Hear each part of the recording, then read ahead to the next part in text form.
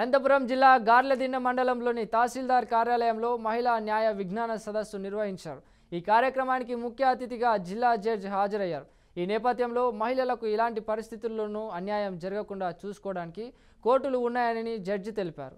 మళ్ళీ మనము national legal services authority NALSA వారి ఇన్స్ట్రక్షన్ మేరకు అలాగే ఇన్ కొలాబరేషన్ విత్ మన ఎన్సీడబ్ల్యూ అంటే నేషనల్ కమిషన్ ఫర్ ఉమెన్ వాళ్ళ సహకారంతో మనం అలాగే మనకు స్టేట్ లీగల్ సర్వీసెస్ అథారిటీ వాళ్ళ ఇన్స్ట్రక్షన్స్ మేరకు అలాగే మన ఆనరబుల్ చైర్మన్ గారి ఆధ్వర్యంలో మనం ఈరోజు ఇక్కడికి రావడం జరిగింది. ఈ ప్రోగ్రాం ముఖ్య ఉద్దేశం ఏమంటే ఉమెన్ ఎంపవర్మెంట్ అనమాట. అంటే ఉమెన్కు చాలా చట్టాలు ఉన్నాయి, వాటిని గ్రౌండ్ లెవెల్లో ఉమెన్కు చెప్పేసి వాళ్ళని కొంచెం బలంగా చేయాలని చెప్పేసి చాలామందికి తెలియదు వాళ్ళ చట్టాలు ఏమున్నా ఏం లేదని.